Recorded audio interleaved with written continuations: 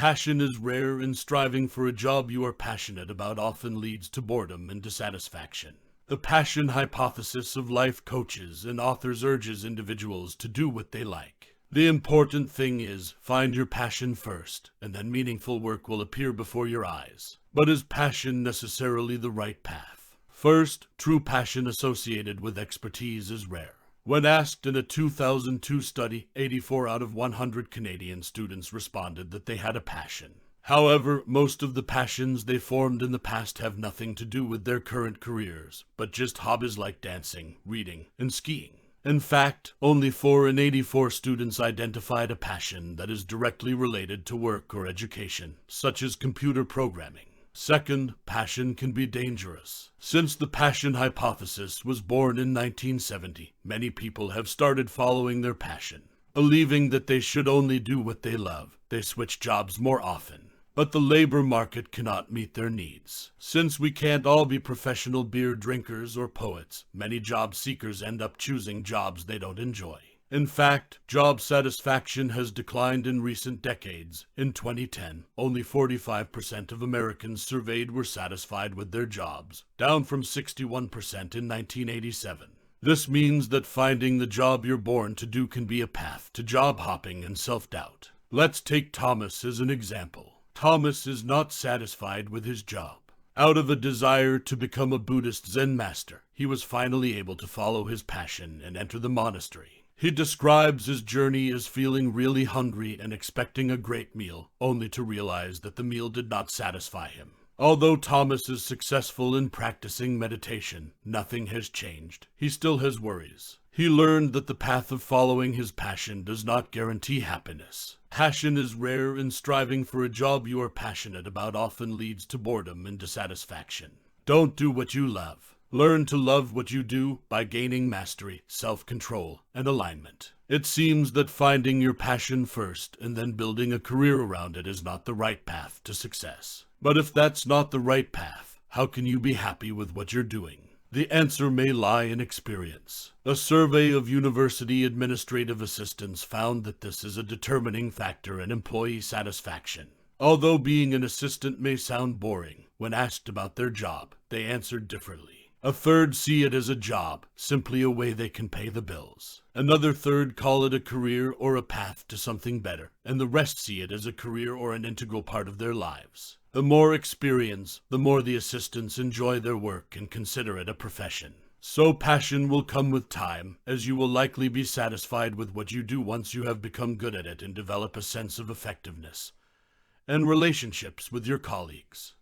But experience isn't the only factor in job satisfaction. In addition, you also need expertise. When you're already very good at something, you're usually more passionate about it. A scientific theory called self-determination theory proves this. The theory has identified 3 basic factors needed to create intrinsic motivation, which are in turn related to higher levels of job satisfaction. These 3 factors are self-control, the feeling that you have control over your life; competence, the feeling that you are doing your job well; connection, the feeling of connection you have with the people around you. Achieving self-control and competence means being very adept in the work and field you have chosen. To do that, you don't need passion. A willingness to work hard is the only thing you need. Don't do what you love. Learn to love what you do by gaining mastery, self-control, and alignment. Adopt a craftsman mindset, practice hard, and get out of your comfort zone. People who follow the passion mindset tend to find the answer to the question, what do I really want? This means they often wonder if their job is right for them.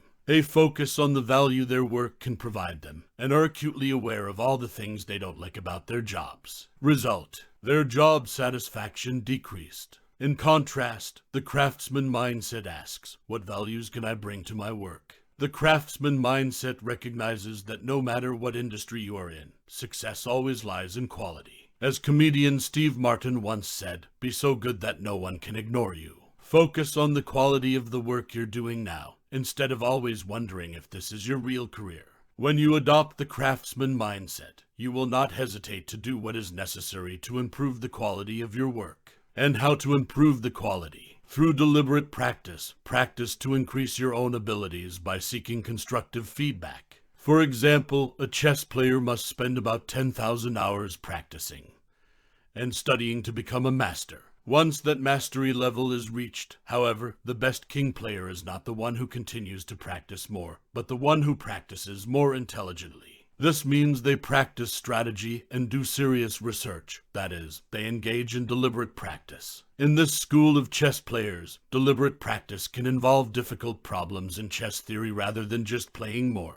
Why? Just playing chess does not push the player outside his or her comfort zone, because opponents are chosen at random and therefore may not have the skills to actually challenge the player. Chess theory problems, on the other hand, can always regulate a player's current level. Although deliberate practice is often hard and uncomfortable, you should not ignore it because only when you apply it can you achieve true self-control. Adopt a craftsman mindset, practice hard, and get out of your comfort zone. To get a good job, gather career capital by acquiring rare and valuable skills. The craftsman mindset is useful in all professions because it can help you gain and master professional skills by encouraging purposeful practice. This is a good thing because people with rare and unique skills are more likely to land good jobs. Rare jobs where employees can be creative and have control over what they do. So how do you get a job like that? In a supply and demand job market, if you want a rare and valuable job, you need similar rare, unique, and valuable skills. These skills are called career capital, and it is what sets you apart from other individuals. To demonstrate the importance of professional capital, take Laura, a former accountant who took a risk and opened a yoga center of her own, as an example. Her center was successful for a while, but then went through a financial crisis. While Laura has a lot of professional capital in the accounting field, she has very little experience in managing a yoga center, which ultimately leads to her inability to control the center. So how do you have enough career capital to avoid making the same mistake as Laura?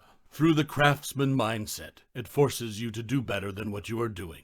This can be demonstrated through the story of Alex, a television writer. In his chosen career, Alex faces a particularly brutal winner-takes-all market. Instead of training with passion alone, he enthusiastically surveyed the scene and determined that the professional capital he needed was the ability to write a good screenplay. So he practiced purposefully, he wrote the script and asked his colleagues for feedback, and over again. Through this practice, he has acquired enough career capital to create content for a contest. To get a good job, gather career capital by acquiring rare and valuable skills. Gain career capital to maintain control and autonomy in your work. Research has shown that being in control is a key ingredient to a happy and meaningful life. The same is true in the workplace, where there are many control-related pitfalls that you need to avoid. First, we often think that control can be achieved without professional capital. Not so. Consider the following two examples. Consider first the case of Jane, a high-achieving student who wants to gain complete control over where she works and how she works. To achieve this, she opened a travel blog to finance her round-the-world trip. But Jane's blog failed because she did not have a professional capital in blogging. In fact, she didn't even plan how to attract readers or monetize the blog. The second example is about Ryan, who also wants to gain control of his business by starting a farm of his own. Although he had no academic background in agriculture, he acquired the necessary professional capital through growing and selling crops in his backyard. This professional capital makes his Red Fire farm a lasting success. Another trap is the temptation to give up control gained at work in exchange for a promotion. For example, suppose you have attained proficiency in your work and as a result, your boss gives you some control over the management of your work. If you try to make a small change like cutting your hours, you will probably run into resistance because your boss will see it as a threat that they might lose a valuable employee.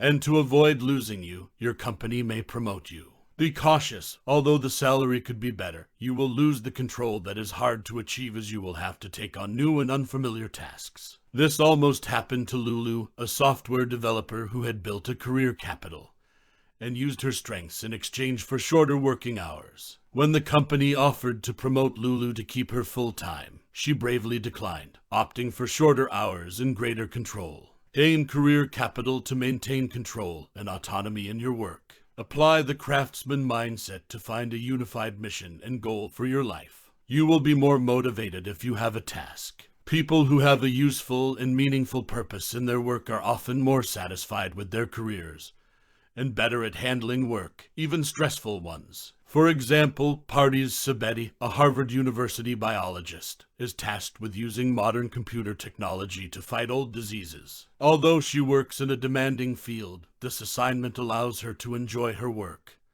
and even gives her the energy to do other creative activities as well. But where can you find a useful career mission? Stay as close as possible to you. The closest possible place is the space that contains all the discoveries waiting to be made next, possible combinations of current ideas that may extend beyond the borders of science and technology currently. Because they are within reach of everyone working on them, scientific breakthroughs often occur continuously and simultaneously as many researchers make discoveries together. For example, 4 researchers independently discovered sunspots in 1611, and oxygen was successfully discovered twice by different people within a period of just a few years. Good career missions, like scientific breakthroughs, are in related fields. Dr. Sabeti's motivation stems from using technology to push the boundaries of biology, not from doing the same old thing.